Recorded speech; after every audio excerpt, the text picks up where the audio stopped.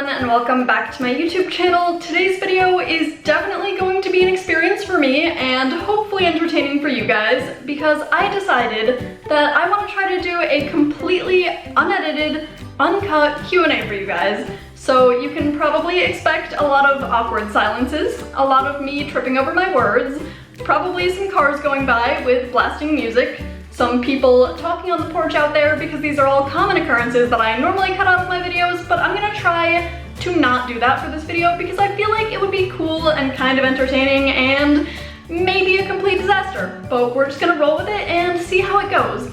So I went on all of my social medias and I asked you guys to give me some questions to answer for a video, and I actually got a lot more questions than I expected to, so I'm definitely not going to be able to answer all of them. So I apologize if you asked me something and it doesn't get answered because I only picked like 5 or 6 because I know this video is going to end up being very long, probably much longer than I would like any Q&A to be because I tend to ramble, which is what I'm doing right now. So I have all of the questions that I picked on my phone right here and I'm just gonna go through and answer them all for you, and hopefully it isn't a complete disaster even though I'm already rambling more than I ever should in any of my videos.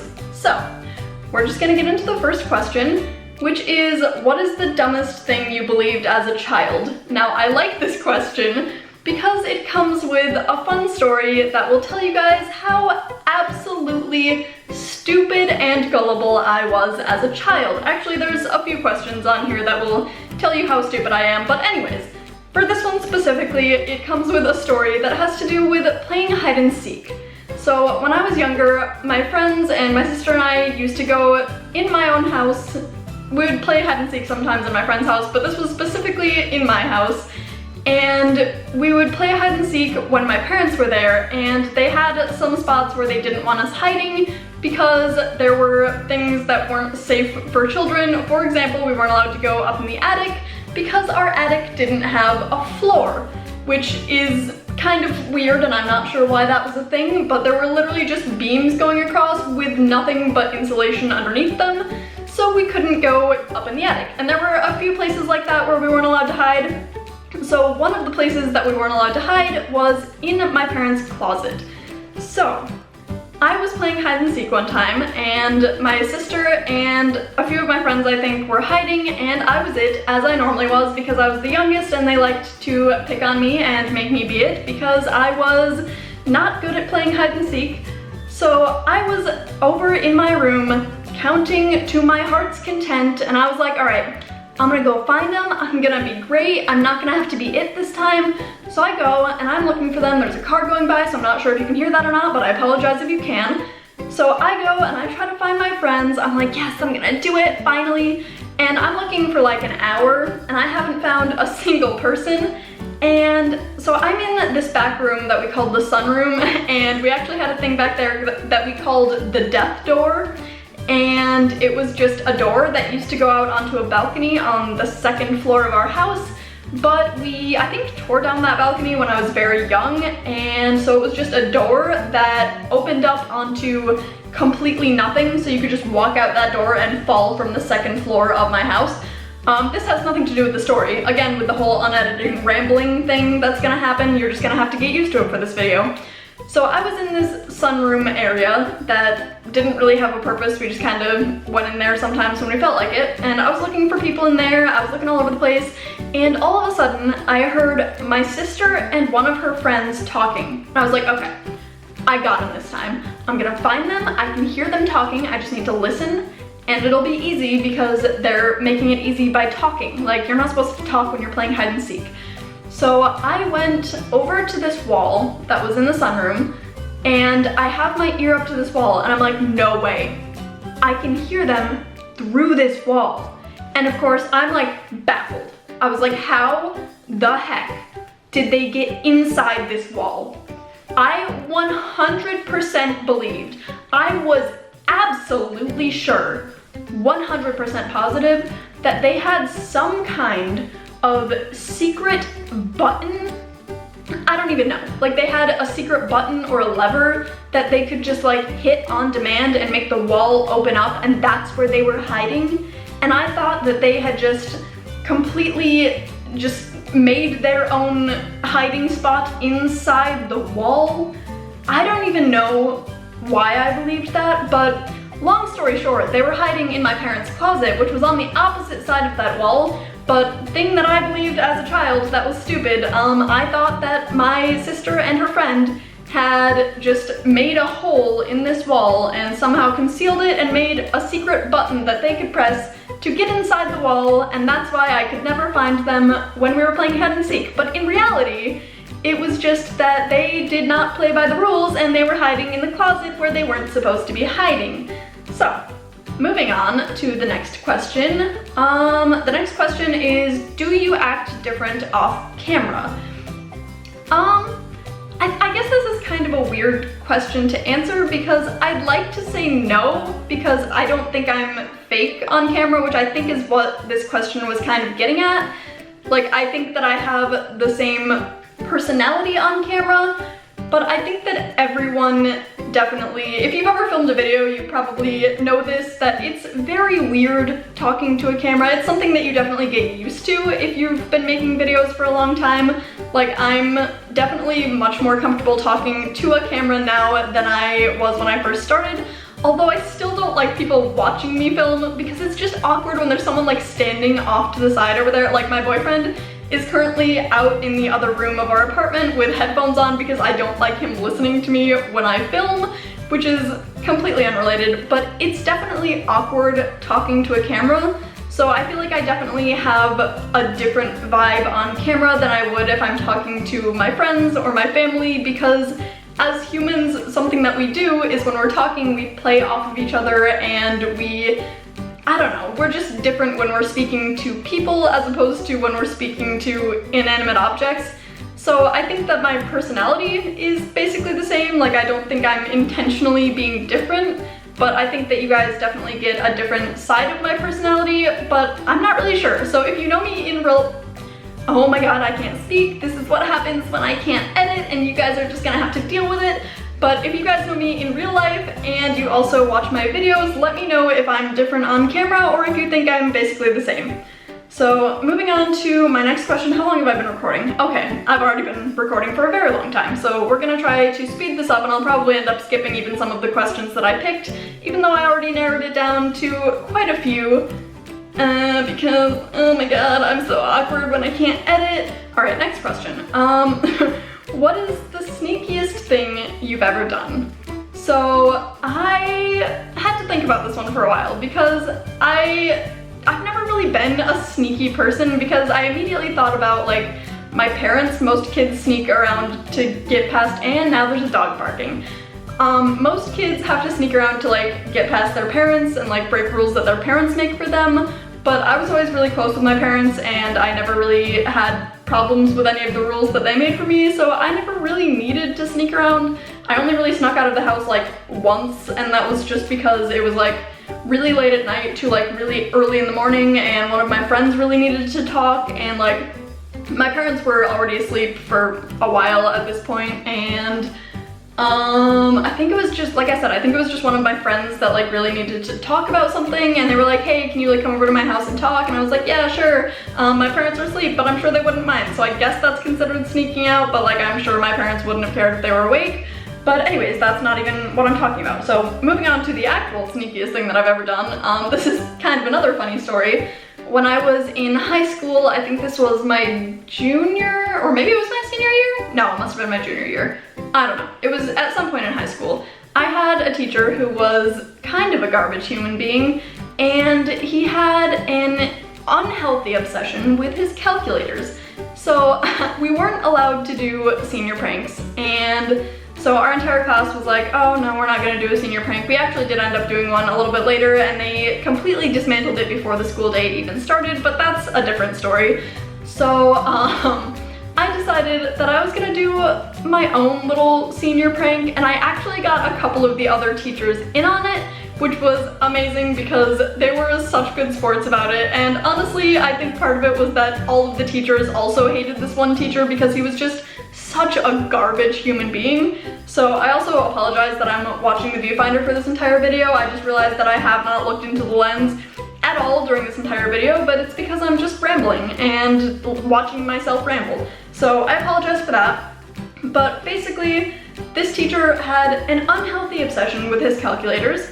So if you happen to accidentally take one of his calculators out of his classroom after class, he would like freak out and like search everyone's lockers and everything until he found it.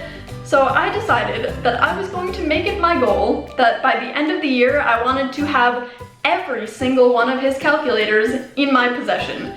But I wasn't exactly sure how to do this because he was super particular about it. So I actually ended up talking to one of my other teachers and I got her in on it, and then she ended up getting another teacher in on it. So after every single class he would give us a calculator, and normally you're supposed to go to the back of the room and put it back in the case after you're done with it.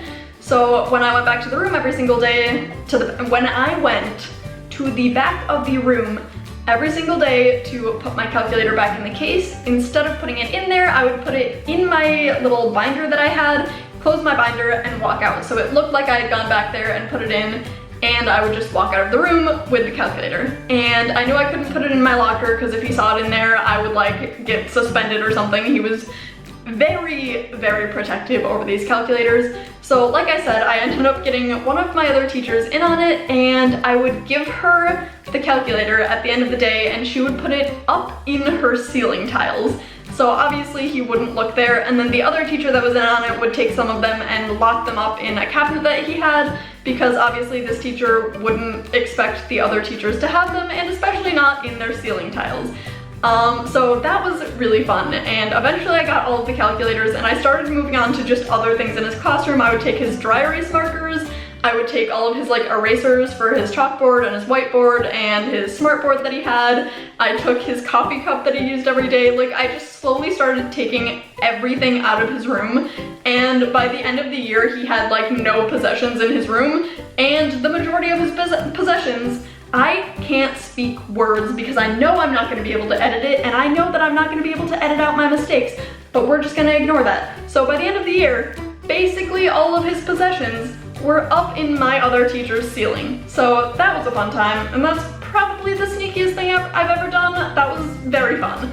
So let's move on to the next one. I'm gonna skip this one because it's not that important, and I'm running out of time. This is already gonna be a really long video. So let's move on to, would you say you're confident, and if so, how did you gain that confidence? I actually had a few people ask me this exact question, which is kind of weird. I wouldn't think that it would be one that was repeated multiple times, but I got almost this exact same question multiple times, and I think it's because I have a YouTube channel, and a lot of people think that it's kind of hard to start a YouTube channel because people are going to attack you no matter what you do, and you kind of need to have at least some amount of confidence.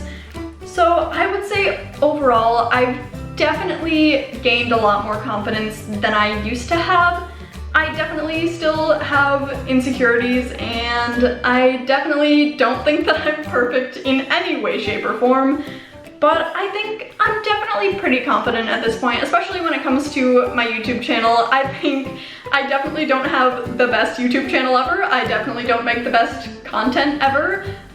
This video, for example, is going to be a complete disastrous train wreck, but I'm hoping it's entertaining for you guys. But I think overall, there are definitely things that I'm good at, and there are definitely things that I'm bad at. When it comes to YouTube, I know that there are people who enjoy my content, and I know that there are people who definitely don't, and that's something that you just have to deal with when you have a YouTube channel. So, I mean, when it comes to that, it's something that, yes, I am kind of confident, and yes, I think that I'm just gonna keep doing whatever I want to do, and if people like it, then that's awesome, and if they don't, then that's cool too. When it comes to myself as a human being, I'm definitely a lot more confident than I used to be, and that's because I had garbage human beings that went to my school. All of my teachers were terrible. That's not true. I had a lot of very good teachers, but I had a lot of teachers who made me feel terrible about myself. I had a lot of classmates who made me feel terrible about myself, and then I went to college, and I realized that I was not the problem. It was the school I went to that was the problem, and the people that went there who were just terrible people. And I'm not going to apologize for saying that, because I know that a lot of people who went to my old school watch my videos, and Honestly, if you went to my old school and you were a terrible person, then you deserve everything I just said. But if you are not a terrible person, then you probably know who you are and you know that we're friends and it's all good. So either way, I don't apologize for what I just said, and a lot of what I just said was me rambling and messing up words anyways, so it's irrelevant. But anyways, what was I don't even remember what question I'm answering. Confidence, right. So I realized when I went to college that a lot of the things that I was, you know, insecure about were just things that people at my school made me insecure about for literally no reason, and I made so many amazing friends in college, and I think that definitely my boyfriend has had a major role in my confidence. He reminds me every single day how amazing he thinks I am and how beautiful I am, and I know that's just one opinion, but it really helps to have someone every single day who reminds you how amazing you are. So I think that's definitely one way that I gained my confidence, was through my boyfriend telling me how wonderful I am. So that also answers another question. Somebody asked me if I have a boyfriend, so yes, I do. We've been together for about a year and a half now. We live together. He's in the other room over there, and I'm in the second bedroom, which I use as my recording studio. So that answers that question. And I skipped a couple of the questions, but I think this is gonna be the last one because I've already been recording for way too long. So the last question is, what is the most dangerous thing you've ever done? And I also had to think about this one for a little while. I'm sorry I keep like picking at right here. I have like a hair that's tickling my upper lip, and I don't know why. I'm also sweating to death because, as we've been over in previous videos, it is 97 bajillion degrees in here, and I'm sitting in front of a ring light, so it doesn't help that there's a gigantic light beating on my face. There's another car going by too, so you can probably hear that. But anyways, okay, that is a very loud car. Can you guys hear that? I don't know why people feel the need to have like 12,000, what is a unit of noise called? I don't know, but 12,000 units of noise degree engines, that's not, okay, I give up on speaking for this video. But anyways, what is the most dangerous thing you've ever done? I had to think about this one for a while because as much as I think I made pretty good decisions when it comes to being safe and being healthy and living a good life, I think I was raised very well. I think my parents did a very good job of teaching me what is right and what is wrong and what's safe and what's dangerous, but I think that I definitely still made some dangerous decisions, as do all children and teenagers as they're growing up. That's how you learn lessons and that's how you live life. But I think the most dangerous thing I ever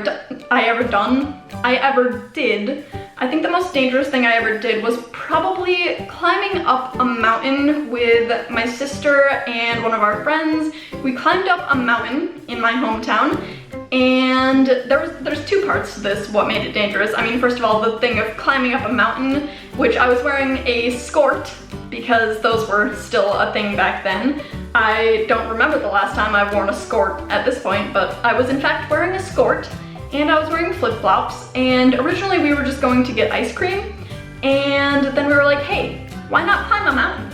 And so we climbed a mountain, and it was during the spring, so it was very muddy outside, and if you've ever tried to climb a mountain while it's muddy, you'll know that a lot of the rocks are very loose, and so we were climbing up the side of this mountain for literally no reason at all, and I went to grab this one rock, and it pulled out of the side of the mountain and rolled over my arm, and like a giant piece of my arm was scraped off, so that was fun. But, and at that point, all of us were like, you know, we should probably go back, and I was like, no, I've made it this far, I scraped off part of my arm, and we're gonna make it to the top of this mountain. And so we climbed the rest of the way up to the top of this mountain, and we found a radio tower. And of course, us being the intelligent children that we were like, hey, we made it to the top of this mountain. You know how we can celebrate? By climbing this radio tower, which is not a good idea. Now, if you don't know anything about radio towers, I didn't either at the time, which is why I made this decision, because if I knew what I know now about radio towers, I would not have climbed that radio tower. But apparently there are two main types of radio towers, AM and FM, and one of them uses like satellite dishes at the top, and one of them is just like itself is the radio tower. That sentence didn't make any sense at all. But basically it's just either there's satellites at the top of the radio tower that transmit things, or the tower itself transmits things. So the one type that the tower itself transmits things, my goodness, I can't speak. This video is gonna be a train wreck, it's okay. So the one type that transmits things throughout the entire tower, if you touch that, it'll basically kill you on contact. The one with satellites, it'll only kill you if you stand like directly in front of the satellites, and they're all the way at the top, so that's not really a thing that can happen. Even if you climb all the way to the top, you'll still be behind the satellites since they come out off of the tower a little bit. So I was not aware that those were the two types of radio towers and that one of them could kill me just by touching it. So we decided to climb the radio tower. We all climbed it to the top. I have a picture somewhere that I have looked for so long and I can't find it, but I have a picture somewhere of me in a purple skirt with flip-flops on at the top of a radio tower holding up a bloody arm, and that is a high quality picture. Honestly, it's one of my favorite pictures of me that has ever been taken, but I can't find it because it was on my old phone and I think I lost it, so that's very unfortunate. If I have that picture, I'll post it here, but I highly doubt that that's gonna happen because I've never been able to find it since then, so I probably won't be able to find it now. But that was definitely a very dangerous thing that we did, and I will also say that my parents did not know about this for years after this. So we came down at a golf course and we washed the blood off my arm in like the sprinklers at the golf course, and we walked all the way back to my house from here, which we had climbed up one side of the mountain and then down the opposite side, so we ended up on the complete opposite side of town, and we walked all the way back home, and my parents never knew about this for years, and they're watching this video now. I know they are because my parents watch my videos, so hi guys. But they do know about it now, so it's okay. But the way they found out was that we used to go to church in my hometown, and this one guy, when we went to like the golf course to wash the blood off my arm, this guy was like on the golf course or next to the golf course or something, and he ended up talking to us for a while, and apparently he went to our church. So at church a little while later, he like was talking to my parents, and I don't even know exactly how it played out, but somehow he recognized us or whatever, and he was like, oh yeah, like I remember you guys were like walking down by the golf course that one time. And my parents were like, oh, how did you end up by the golf course? And he was like, oh yeah, didn't you guys like just come down off of the mountain? And we were like, yeah. And so that's when we ended up telling our parents everything that happened, and they didn't care at that point because we ended up alive, and it was years ago, so it was kind of irrelevant at that point, and they really couldn't get mad about something that happened years ago. So that was definitely a dangerous thing that I did, probably the most dangerous thing that I did, because I could have died very easily. Like, I could have died that very second, and I'm almost out of memory, and that was my last question, so I'm gonna end this video. Alright, well my camera ran out of memory just then, so there's going to be one single cut in this video that is not editing. It's still considered uncut because I didn't cut the video myself. It cut itself by ending the video because it ran out of memory and I had to delete some stuff. But I'm going to end this video now because that is the last question I wanted to answer, I think. Yeah, I think everything else I'm just gonna skip for now because it's already gonna be a very long video. But let me know if you guys want this to be like kind of a normal occurrence. This was honestly really fun to just ramble at the camera. I know there's gonna be a lot of weird sentences that don't make any sense because I tend to not make sense when I speak normally, but normally I try to make myself make sense and cut out the parts that don't make sense. I'm not making sense right now, so you understand what I'm saying. And I can't do that when I can't edit, so it's going to be pretty chaotic, but it was honestly a lot of fun, and I feel like it could be fun for you guys to have a completely uncut video to kind of get a better idea of what it's like to edit without, or not to edit, to film without any editing, and kind of what it originally looks like before I edit any of it. So if you guys want to see more videos like this, make sure you let me know. I could kind of make it like a certain amount of time that I do. Nothing that I'm saying is making sense. I could do like a video like this every so often, like if you wanted one every month, so I could do like every 4 videos would be like this.